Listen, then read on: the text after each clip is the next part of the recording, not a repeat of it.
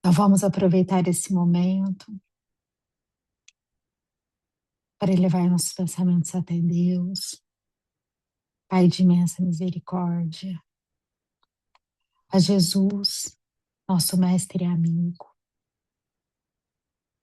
aos espíritos, amigos que nos acompanham, nosso anjo da guarda, e pedir, Senhor, que envolva todos os nossos companheiros, aqueles que estão conectados conosco e aqueles que não puderam estar, que o Senhor os proteja, os envolva nesse momento de prece. Que a tua paz se faça no nosso estudo, envolva o Bruno, que preparou, e que a gente tenha uma reunião abençoada no teu Evangelho. Que assim seja.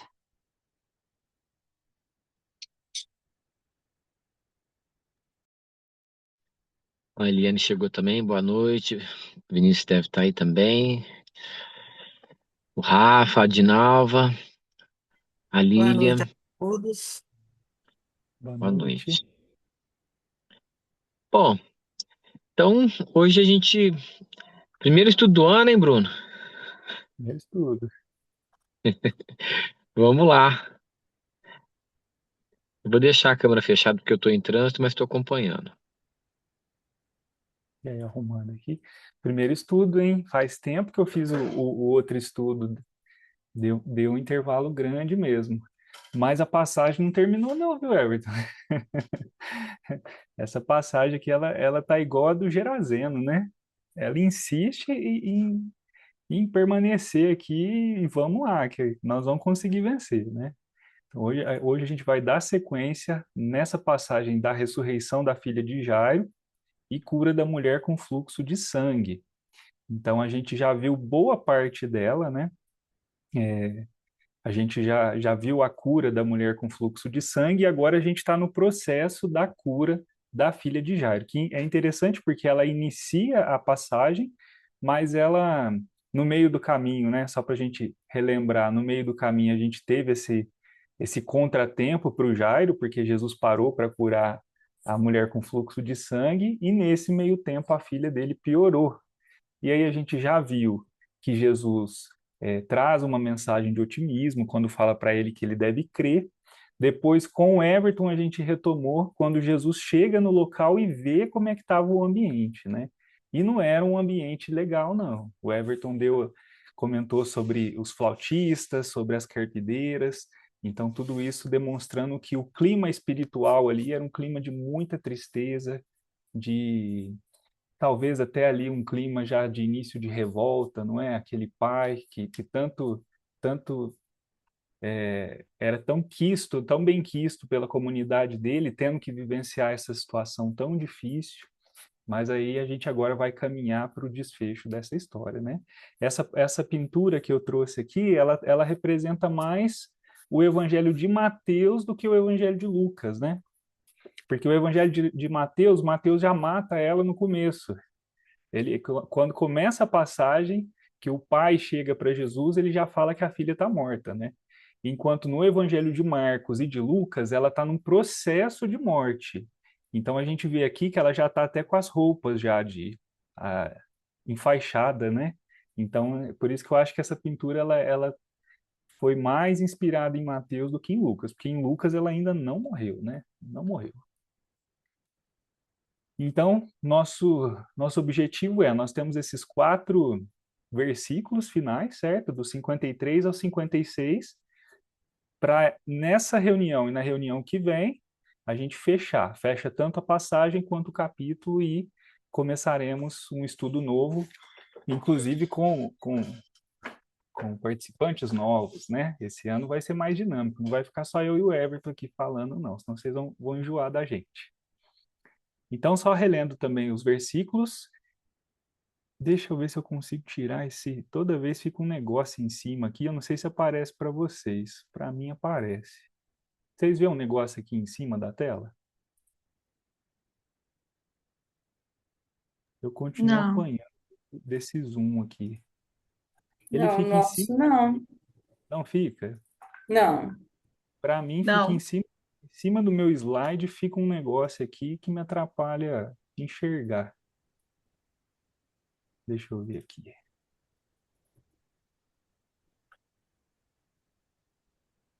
Só um minutinho, pessoal. Os problemas técnicos aqui.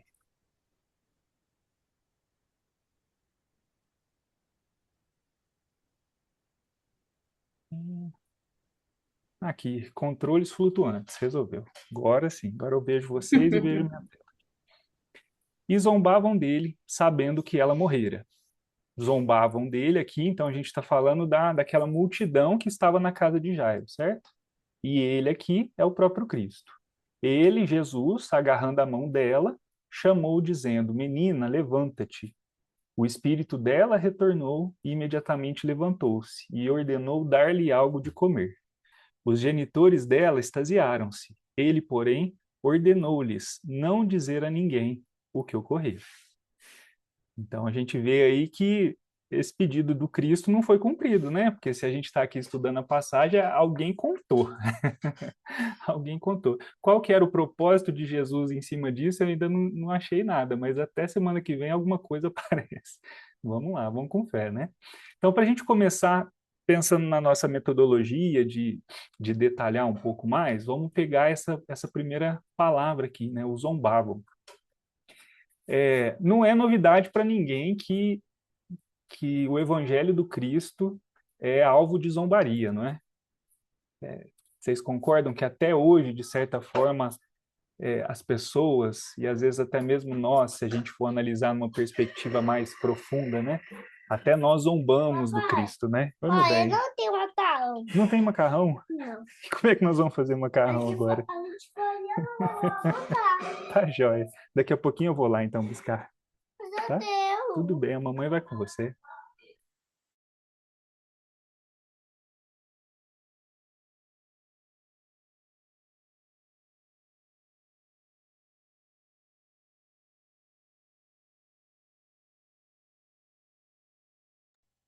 Coitado, ele ficou revoltado. Não tem macarrão, como é que vai fazer agora? Não vai dar certo.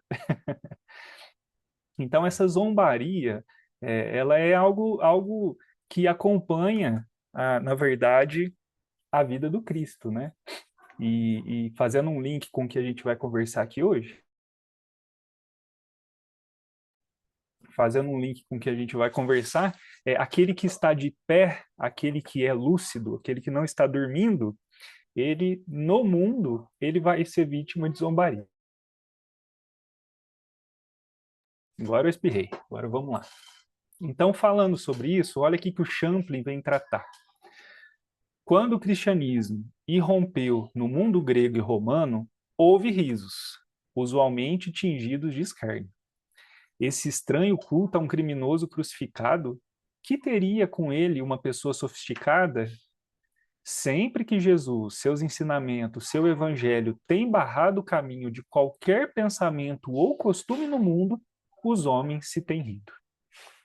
Então, o Champlin sempre com essa visão muito precisa mesmo, né? É interessante ele colocar aqui essa expressão, né? Pessoa sofisticada.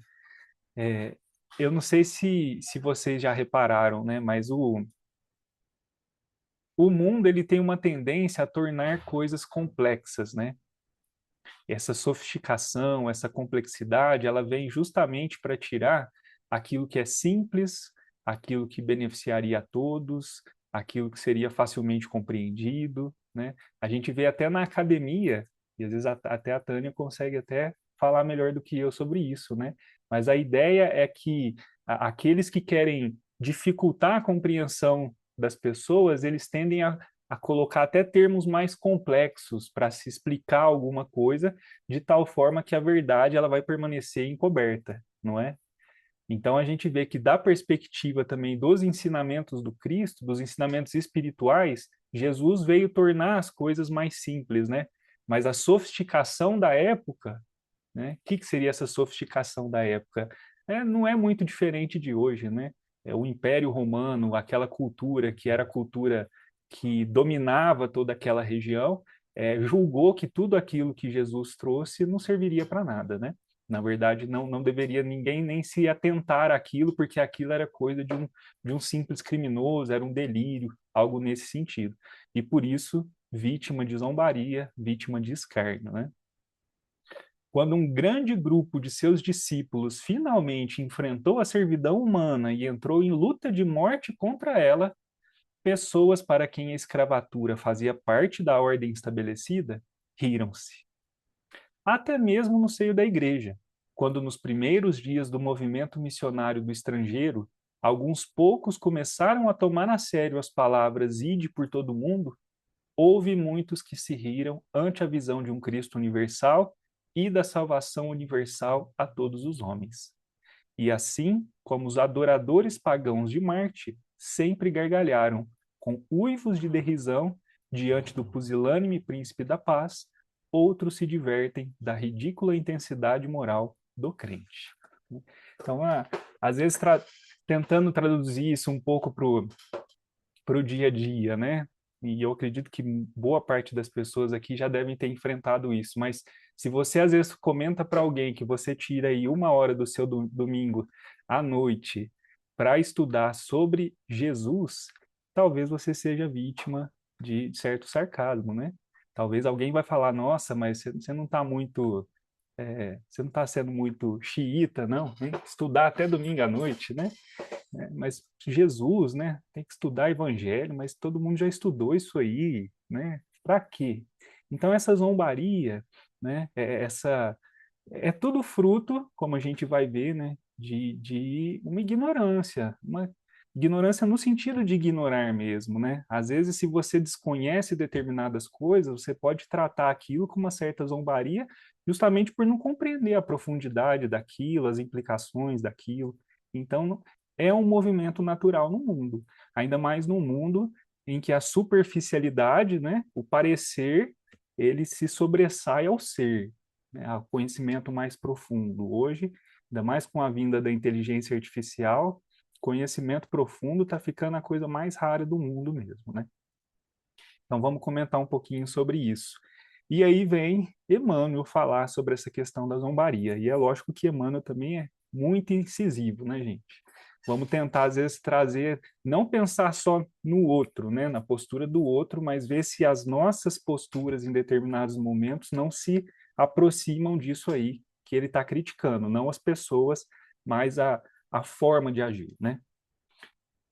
A lição vem lá do livro Segue-me, Caminhos Cruzados. De todos os elementos que tentam perturbar as obras divinas, os escarnecedores são os mais dignos de piedade fraternal. Então, olha só, hein? De todos os elementos que tentam perturbar. Então, a gente vê que a própria doutrina, não é? Ela é atacada de diversas formas, por diversos lados, mas aqueles que escarnecem, né? Que fazem pouco caso, ou que desfazem, tiram o mérito, né, de tudo aquilo que o Cristo trouxe, esses são os mais dignos de piedade. É que são enfermos, pouco suscetíveis de medicação, em vista de serem profundamente ignorantes ou profundamente perversos. Ué, pesado, né? É pesado, porque ele já coloca, se a gente de forma direta, que para esse tipo de comportamento a gente não consegue reverter. Não há remédio para esse tipo de comportamento, né? Ó, pouco suscetíveis de medicação. Porque é um estado, seja esse estado de ignorância, né, como a gente colocou, de desconhecer, ou o próprio estado de perversidade, ou seja, você ataca o Cristo, você ataca o seu evangelho, você ataca todas as suas lições pela simples vontade de destruir mesmo, né? A perversão nesse sentido, porque você não quer que isso seja uma verdade, você não quer que isso se espalhe. Então, nessa perspectiva, essas pessoas, dificilmente a gente conseguiria demovê-las desse objetivo, né? Querem provas da verdade, contudo não abandonam as cavernas mentais em que vivem usualmente, nem mesmo para vê-las. Querem demonstrações espirituais, agarrados à maneira de vermes aos fenômenos materiais. Os infelizes não percebem que se emparedaram no desconhecimento da vida ou no egoísmo que lhes agrava os instintos perversos. E tocam a rir nos caminhos do mundo, copiando os histriões da irresponsabilidade e da indiferença. Zombam de todas as reflexões sérias, mofam de todos os ideais do bem e da luz, movimentam nobres patrimônios intelectuais no esforço de destruir e, por vezes, conseguem cavar fundo o abismo onde se encontram. Que coisa, né? Os aprendizes sinceros do Evangelho devem, todavia, saber que semelhantes desviados andarão na terra segundo as próprias concupiscências. São folhas conscientes do mal, que só a misericórdia divina poderá transformar ao sublime sopro de suas renovações. Ou seja, aquelas pessoas que vivenciam nesse clima de ataque, nesse clima de zombaria, elas vão viver segundo as próprias concupiscências, quer dizer, no clima daquilo que eles mesmos criam, daquilo que eles mesmos provocam, e sofrendo as consequências disso em todos os seus aspectos, né? E aí ele mesmo coloca, são folhas que só o sopro divino poderá renovar, né? Dando a entender de novo que não há muito que a gente conseguir fazer, nem para auxiliá-los. E aí ele vai falar como a gente deve se comportar diante disso, né? É preciso não perder tempo com essa classe de perturbadores remitentes nas atividades do bem. São expoentes do escárnio, condenados a receber as consequências dele. Por si mesmos, já são bastante desventurados. Se algum dia cruzarem-te o caminho, suporta-os com paciência e entrega-os a Deus. Então, eu não sei se essa lição é para falar digamos assim, do que seria o auge desse escárnio, né? Que seriam aqueles perseguidores que a gente viu mais por exemplo, os críticos da obra do Chico, aquelas pessoas que foram a público para questionar, para difamar, ou se a gente pode tirar e trazer isso para o dia a dia e pensar em tudo aquilo que tende a nos mover, a tirar, né, nos tirar do propósito desse encontro com Cristo, desse estudo do seu Evangelho, né? De todas aquelas ideias e pensamentos que nos circundam, que às vezes ficam ali nos tentando para que a gente não dê continuidade nessa nossa caminhada, né? E tudo isso a gente poderia tratar como sendo esses escarnecedores. Eu achei uma página bem pesada, né? E é interessante a gente pensar no título dela, porque está falando caminhos cruzados, né? Ou seja, é quando o nosso caminho vai se encontrar com alguém com esse tipo de comportamento. Mas o cruzamento entre duas retas, isso é o Aloysio que fala, né? O cruzamento entre duas retas vai formar uma cruz, não é? É uma cruz. Então, essa cruz, essa encruzilhada, é justamente para mostrar qual é o papel do cristão diante dessas circunstâncias ou dessas pessoas, que é de suportar. Esse suportar que o Emmanuel vai trazer é não criticar, é não julgar, é não agredir, não ferir, porque se assim agirmos, estaremos também perdendo a oportunidade, né?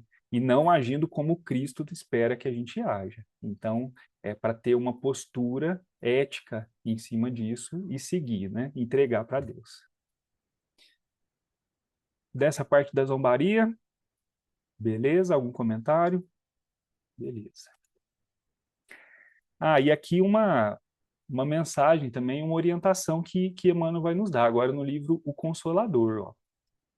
É certo que os missionários novos não encontraram o deserto de figueiras bravas, onde se nutriam apenas de gafanhotos e de mel selvagem. Então, ele está fazendo um paralelo, né?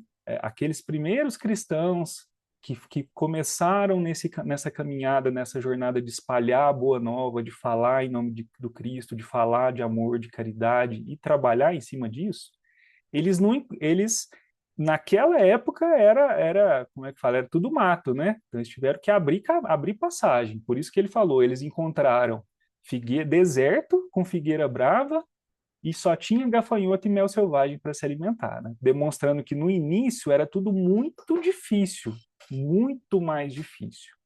Mas nem por isso, né? Nem por isso, aqueles como nós que hoje estamos tentando seguir nesse caminho, nós vamos deixar de encontrar dificuldades, ó. É o que ele coloca aqui. os missionários novos ainda são obrigados a viver no deserto das cidades tumultuosas, cheio de corações indiferentes e incompreensíveis, cercados pela ingratidão e pela zombaria dos contemporâneos, que muitas vezes os levam ao pelourinho e ao sacrifício.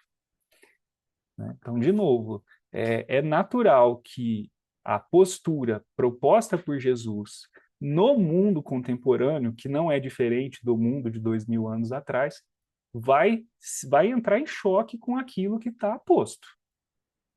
Não é?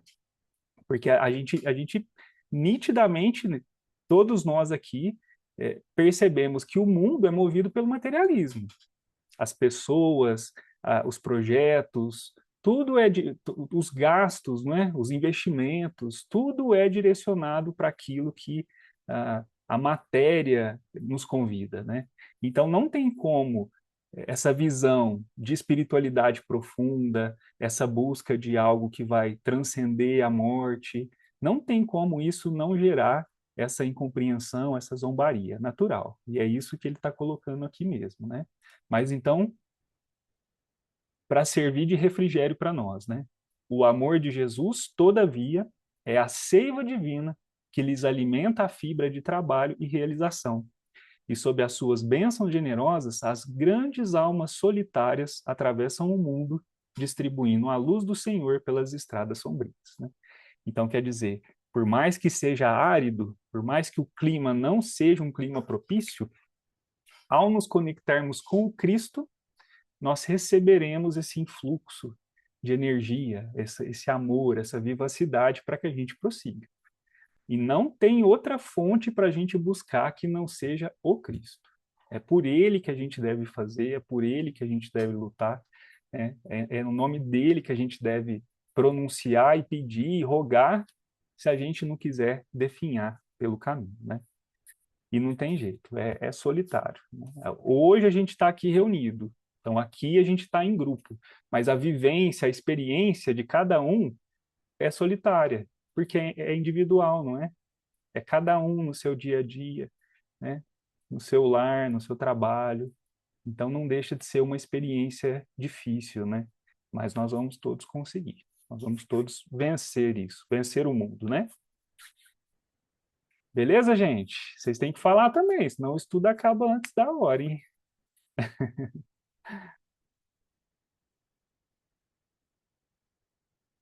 Agora vamos caminhar mais um versículo. Ele, agarrando a mão dela, chamou, dizendo: Menina, levanta-te. Então agora Jesus chegou.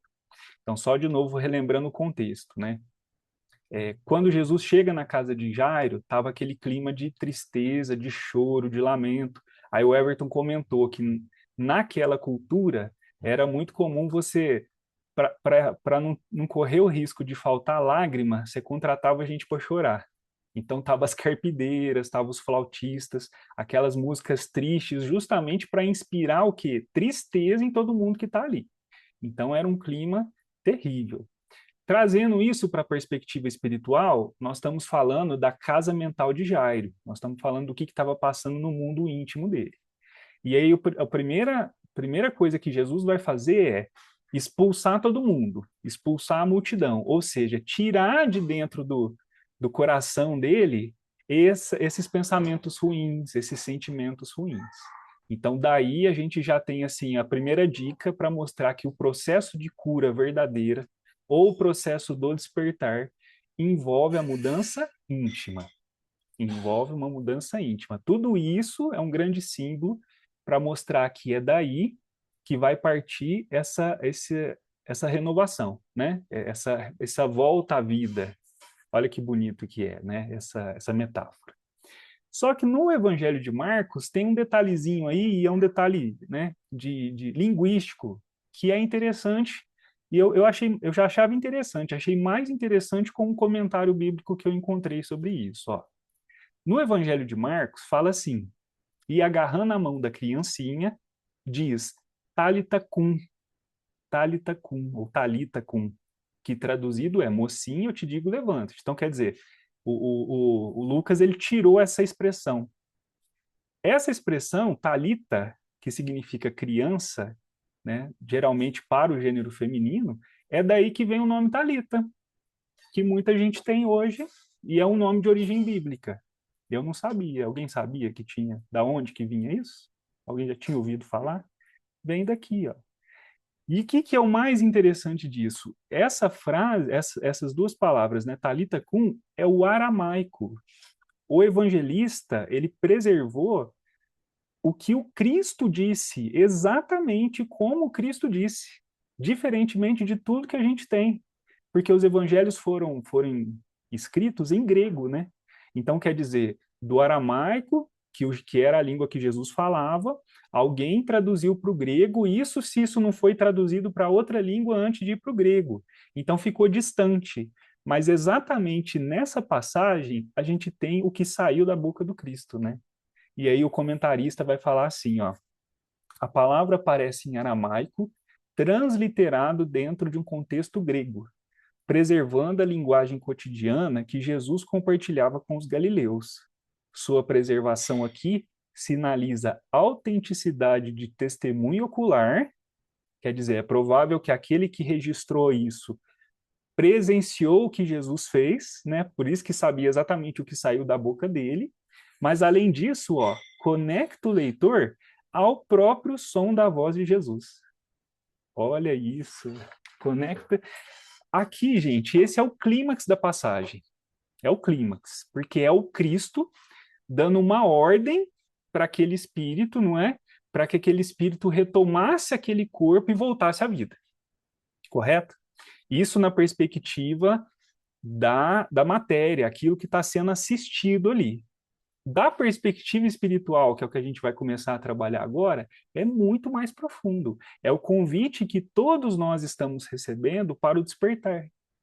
E esse convite, além dele estar partindo, né, diretamente de Jesus, então como ele está saindo diretamente da boca de Jesus, você falar que ao ler esse texto diretamente do aramaico e se aproximar mais ainda de Jesus, é para dar mais força ainda para o chamado, né? Nós estamos de fato sendo chamados pelo Cristo assim, da forma como ele nos chamaria se a gente tivesse presente lá 2000 anos atrás. Então isso é fantástico.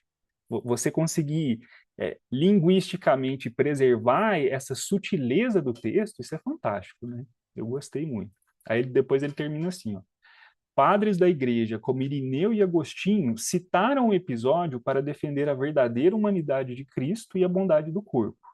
Nas liturgias batismais das tradições siríacas, a frase Talitha cum era por vezes proclamada sobre os novos crentes como uma lembrança do despertar espiritual.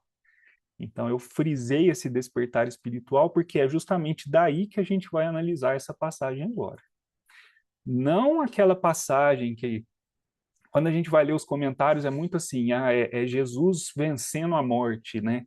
Para Jesus, nem a morte tem força, mas às vezes nessa perspectiva muito da matéria, e não é isso que a gente quer saber, porque a menina, em algum momento, ela faleceu, né?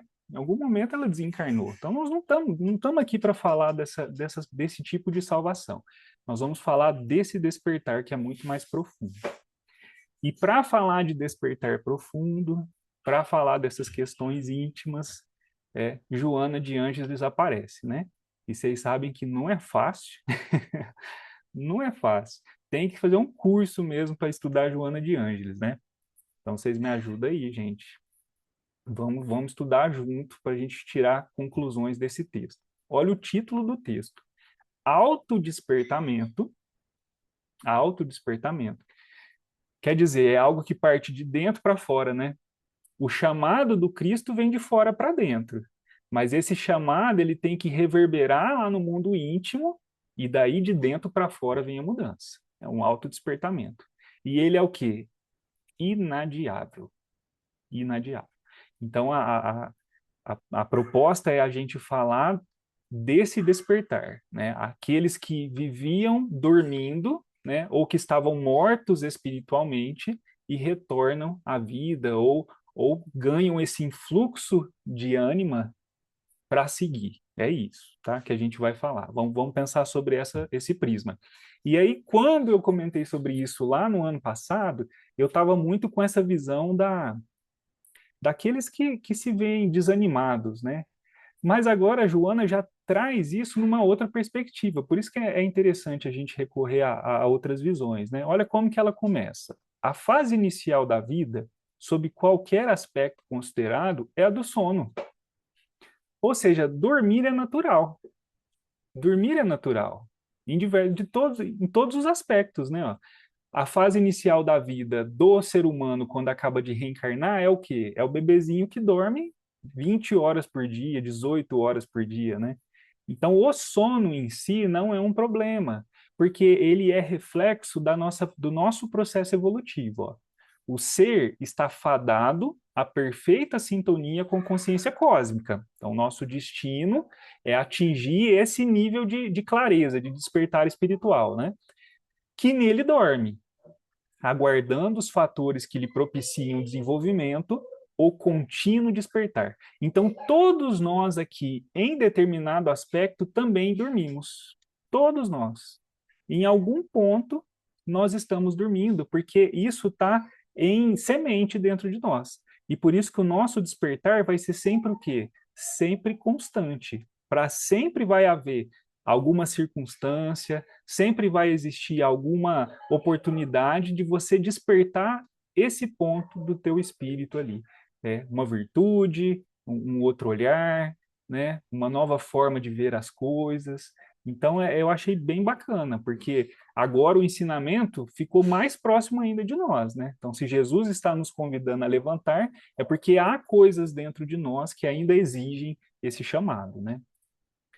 Despertar, portanto, é indispensável.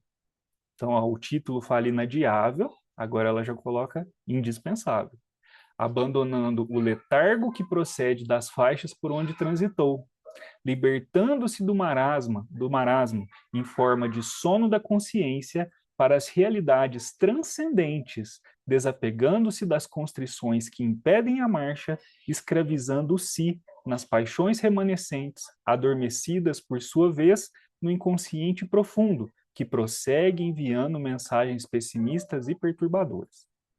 Tá vendo por que é difícil estudar ela, né? Ela costura assim um monte de coisa junto assim, e nossa senhora, né? Então vamos lá. Despertar é indispensável. Então esse despertar, como ela coloca aqui, né, é a simbologia da nossa consciência, é de tomar consciência das coisas, certo?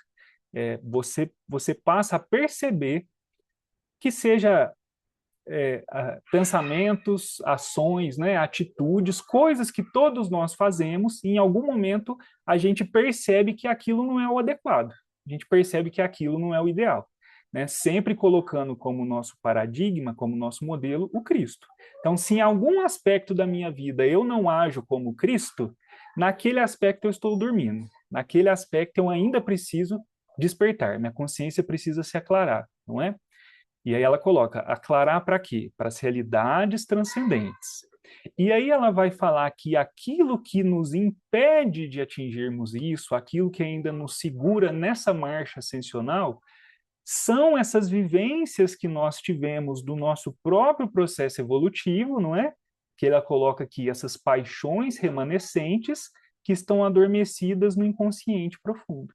Então, nós já tivemos oportunidade de conversar aqui em outras vezes sobre esse tal de inconsciente, né? E sempre que ela vai trazer uma palavra sobre reforma íntima, sobre mudança, sobre esse processo, ela volta a falar do inconsciente. Então, isso, de fato, é algo que a gente tem que prestar atenção, né? O que seria o inconsciente? Vocês lembram?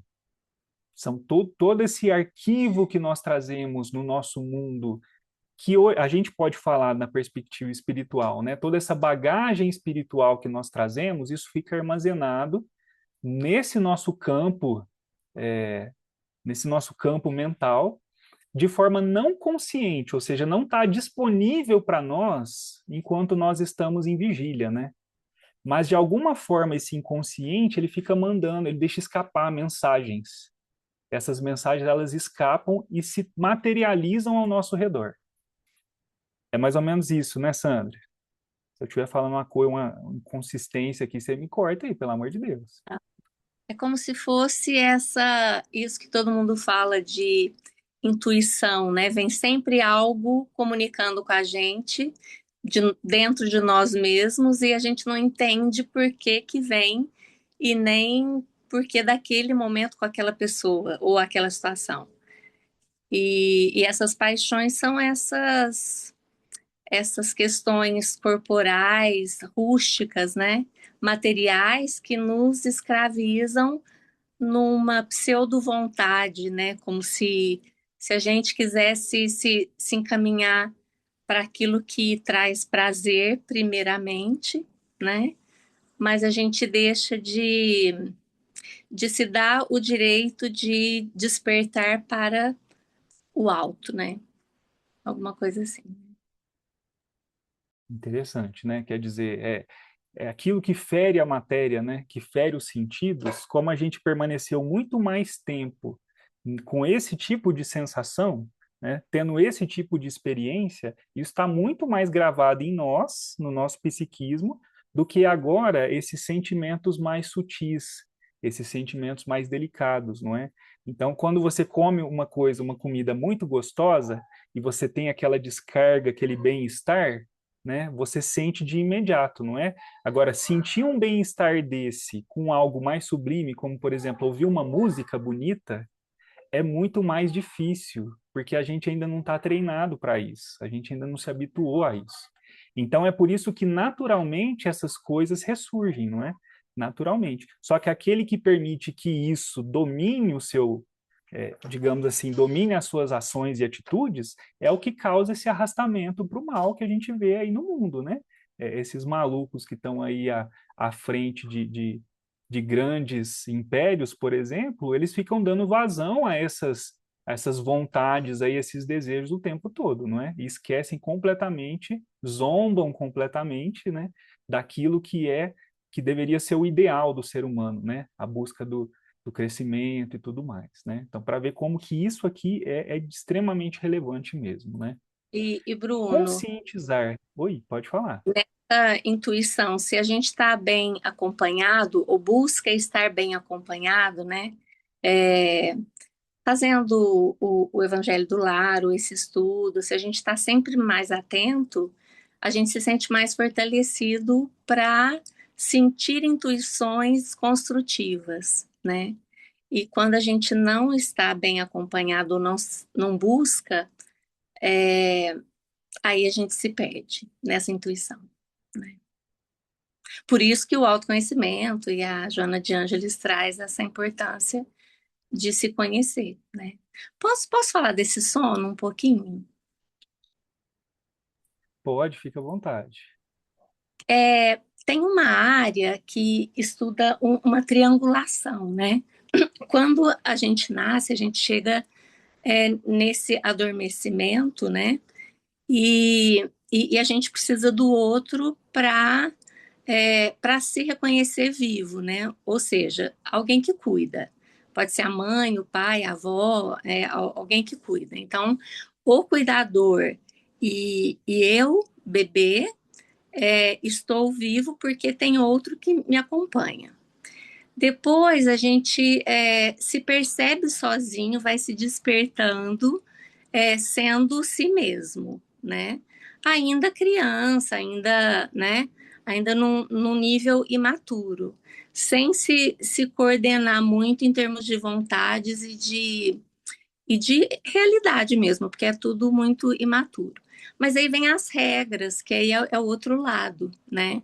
As regras internas, depois as regras de quando a gente sai de casa, então regras de instituições e de mundo. Isso seria uma triangulação importante para que a gente se torne ou se forme uma pessoa saudável para o mundo, que consiga se relacionar consigo mesmo, com o outro e os outros e com o mundo, né? E essas regras incluem as regras de Cristo, né? E quando a gente nega não querer conhecer as regras de Cristo, a gente zomba, a gente ri e a gente se desconecta desse externo. E aí, por isso, tanta dificuldade para se desenvolver e crescer para si mesmo e nas relações com o mundo, né? Mas aí a sorte que com o tempo a gente vai individuando, né? E aí a gente vai se desenvolvendo e vem a necessidade e a busca da espiritualidade. E aí é muito bem acompanhada, né? Cada pessoa. Que bonito isso, hein, Sandra? Por isso que a Joana coloca ele como grande psicoterapeuta mesmo, né? Ela usa essa palavra para definir o Cristo. É um psicoterapeuta, é a terapia do amor, né? Então, como você está, pelo que eu estou entendendo que você está falando, buscar isso não é nem só um imperativo espiritual, né? Passa a fazer parte do seu crescimento como pessoa, para você atuar em qualquer área, não é? Em qualquer circunstância, né? Você é como se fosse um pilar Sim. mesmo, né? E desde 2019, se eu não me engano, 2018 ou 2019, a Organização Mundial da Saúde, já que a gente acaba colocando ciência, né, junto, ela reconhece a espiritualidade como dimensão necessária a ser desenvolvida no humano. Então, quando a gente estudou, era biopsicossocial, agora é biopsicossocioespiritual. E espiritualidade num nível amplo.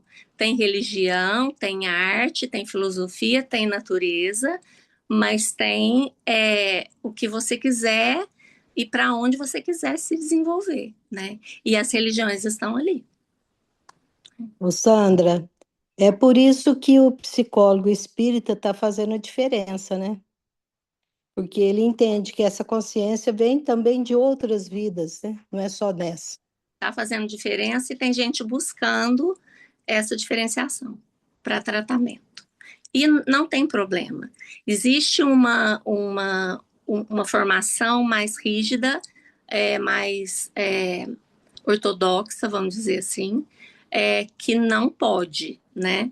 A gente não fala sobre religião no consultório realmente, mas a gente fala sobre espiritualidade, usando esses caminhos para que a pessoa escolha e descubra dentro dela onde que ela pode se conectar de forma que as dimensões humanas sejam atendidas e sejam satisfeitas, entre aspas, né? Muito interessante. Muito bom. Obrigado, viu, Sandra? Pode continuar fazendo suas colocações, viu? Que a gente vai seguir Hoje eu empolguei, né? mais uns slides aqui, ó. Aí a Joana continua, né? Ó. Conscientizar-se do que necessita fazer, de como conseguir o êxito, constitui para o ser chamamento urgente, como contribuição valiosa para o empenho na inadiável tarefa da revolução íntima transformadora. Aqui ela está dando gancho para o nosso próximo encontro, tá? Para a semana que vem, porque nós estamos falando então desse imperativo do despertar espiritual, certo? Todos nós estamos adormecidos, né? Estamos deitados. Semana que vem a gente vai falar como. A gente vai falar como fazer isso. Mas ela já está dando o gancho, porque como que a gente faz isso? Primeiro ponto, conscientizando-nos. De novo a gente volta, né, Claudinha? De novo na história do conhece a ti mesmo, né? Não tem jeito de não chegar de novo nesse ponto e falar assim, ó, se você não olhar para dentro de você, né, como ela está colocando ali, ó, para saber o que você é, o que você precisa, né, para você pensar então em como obter esse êxito, se você não faz esse processo, não tem como você se levantar. Não adianta, né? Vai passar pelo autoconhecimento, né? Quer falar alguma coisa, Claudinha? Fica à vontade. Eu só queria falar que é a nossa essência, né? A gente tem fugido da nossa essência. Então, são muitos os estímulos externos, assim, que te convidam, de uma forma ilusória, muitas vezes, mas que te convidam ao externo, né? E a criar a gente cria muitas pessoas, mas assim, qual a minha verdadeira essência para que ela seja o meu propósito de vida, né? Então, quando a gente fica no externo e não encontra qual que é a sua essência, a chance de se perder é muito grande, né? E é o convite que ela sempre traz, né? Sempre traz Sim. para a gente não distanciar disso, né? Qual é? Todo mundo sabe, né? Qual é a sua essência, sua verdadeira essência? Que bonito, né? Não poucas vezes encontramos no comportamento humano as referências ao dormir, estar dormindo, adormecido, caracterizando estados existenciais das criaturas. Certamente, de fato, a maioria está adormecida para as próprias realidades, para os desafios da evolução, para as conquistas do si. Imediatamente apaixonada por interesses mesquinhos, mergulhada em sombras ou fascinada pelo doentio narcisismo, prefere permanecer em estado de consciência de sono a experimentar o despertamento para a lucidez. Portanto, para os compromissos em relação à vida e ao crescimento interior, que se lhe apresenta como um verdadeiro parto, no que tem razão. Despertar para a realidade nova da vida é como experimentar um parto interior, profundo, libertador, dorido e feliz. Muito poético, né?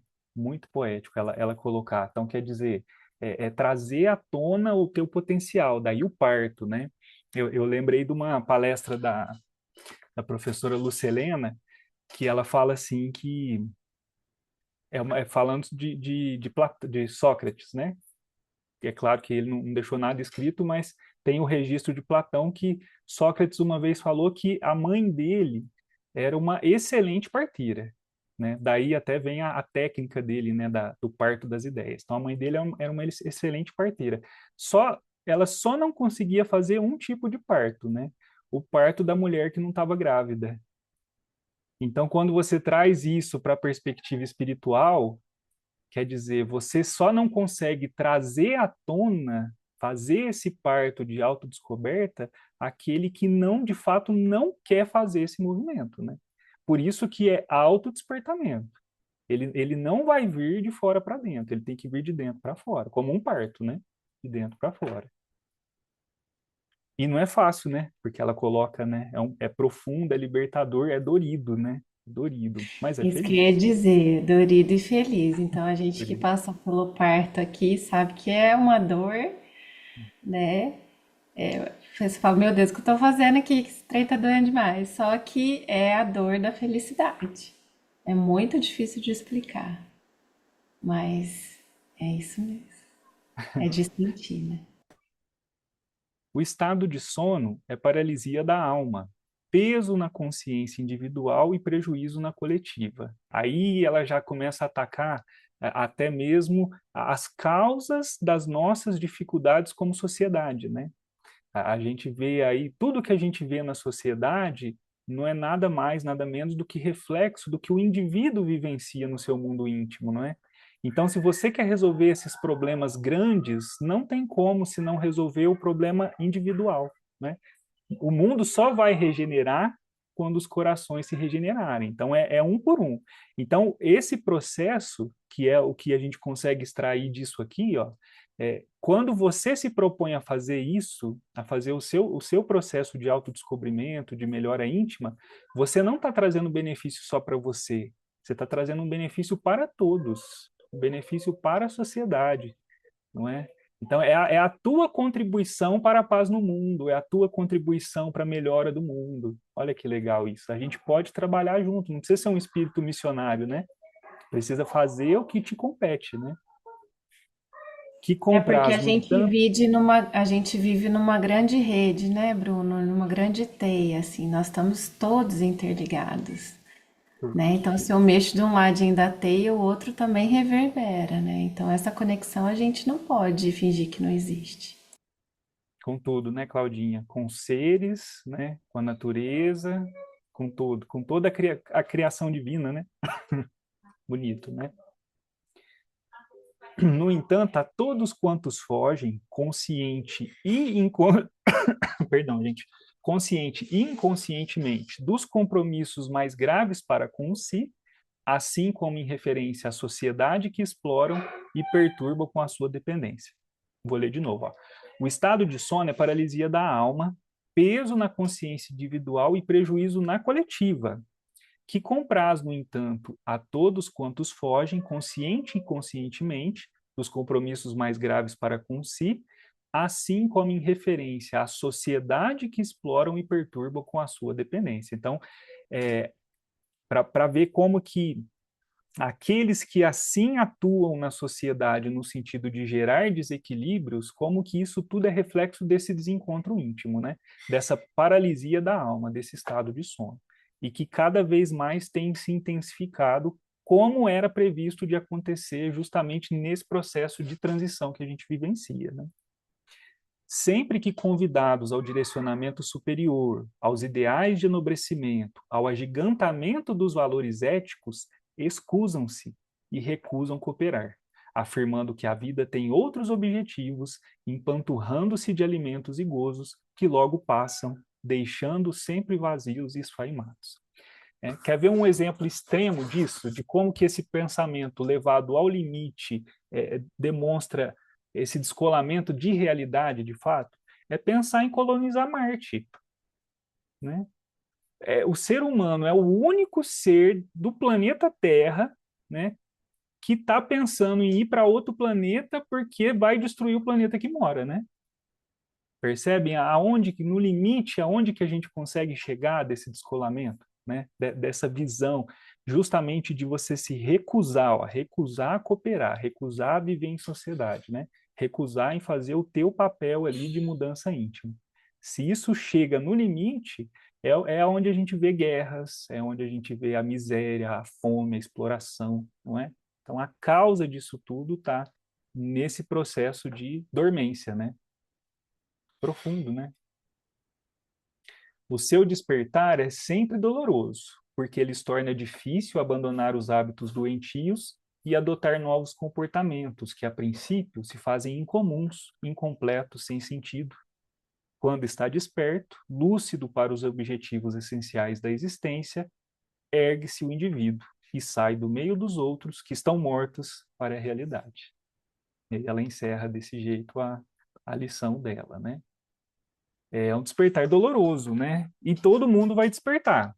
Todo mundo vai despertar, né? A questão é só essa aqui, ó. Vamos ver se vocês concordam com Emmanuel, né? Emmanuel fala assim: a gazela abre os olhos ao canto do pássaro. Então, o despertar dela é com o canto do pássaro. A pedra, entretanto, somente acorda a explosões de dinamite. Emmanuel não tem jeito, né? Então, quer dizer, por isso que a gente faz o nosso processo, né? A gente olha para dentro de nós. Porque se a gente começar a olhar para fora e ficar pensando nisso, né? A gente fica achando que o mundo não vai dar certo, né? Que as coisas vão caminhar para um caminho sustentável e tudo vai acabar, né? Porque cada dia que passa é uma coisa nova afetando o nosso ecossistema, né? Afetando as nossas relações e tudo mais. Mas a gente tem que ter essa clareza de que todo mundo um dia vai acordar, todo mundo um dia vai despertar. É bom que a gente fique atento para que o nosso despertar seja assim, né? O sopro do ar, né? O bater de asas do passarinho, porque senão alguma circunstância na nossa vida vai dinamitar isso que está ali, né? Empedrado dentro de nós para a gente trazer isso à lume e de fato trabalhar para mudar, né? Então é isso, gente. Parar o compartilhamento aqui.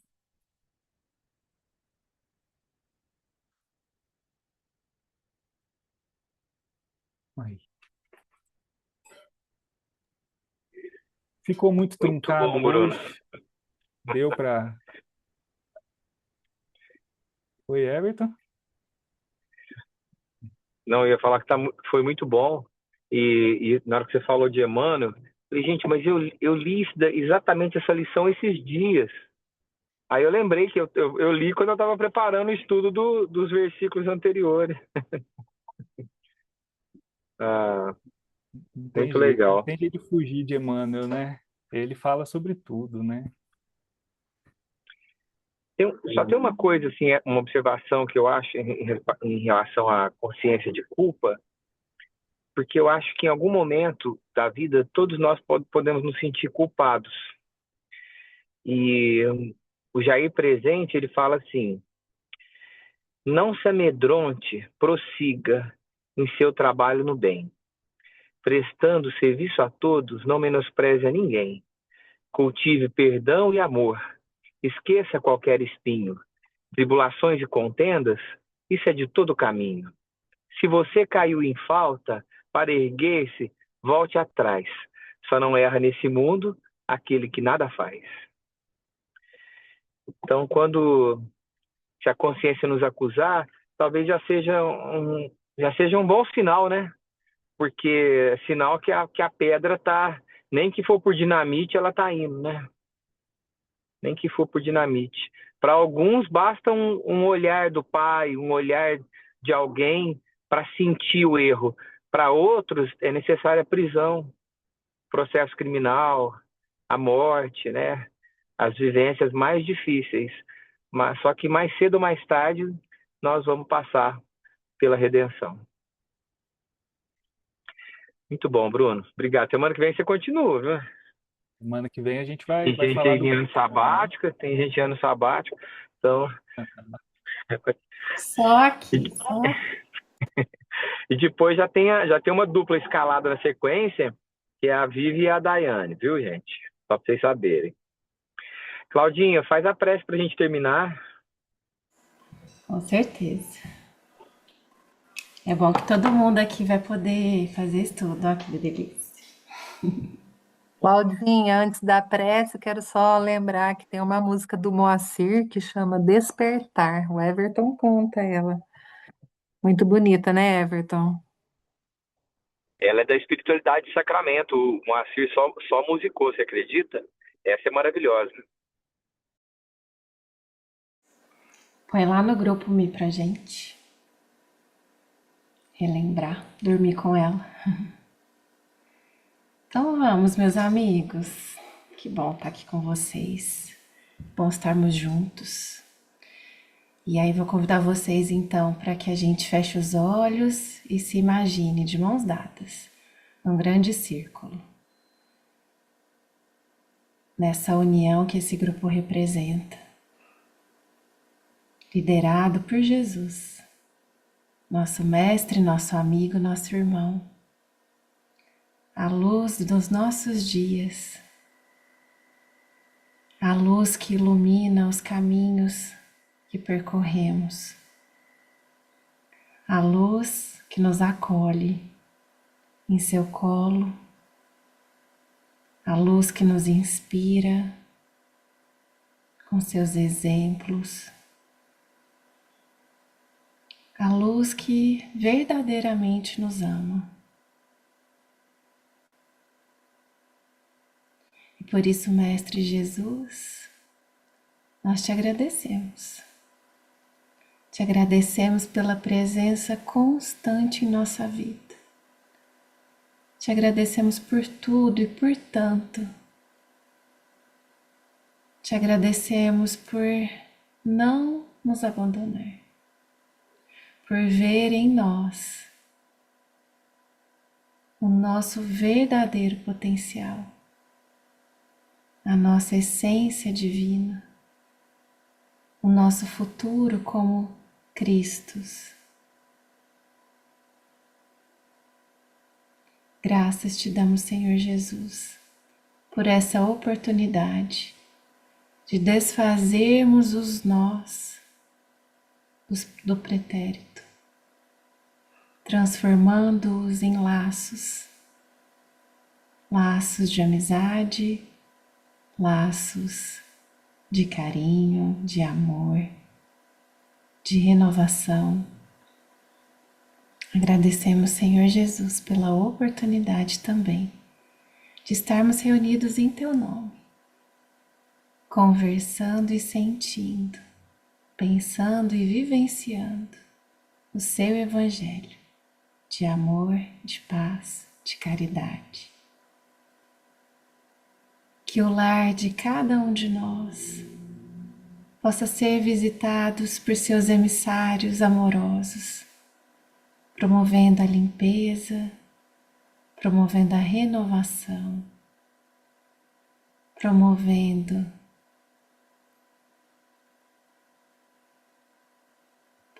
a bênção derramada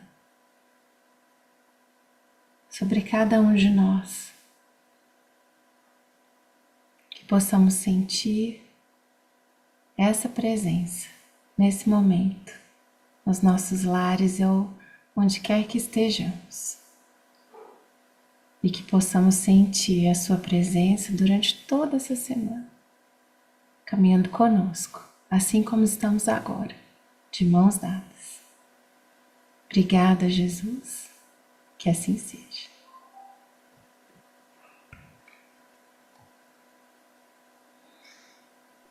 Obrigado, Claudinho. Obrigado, gente.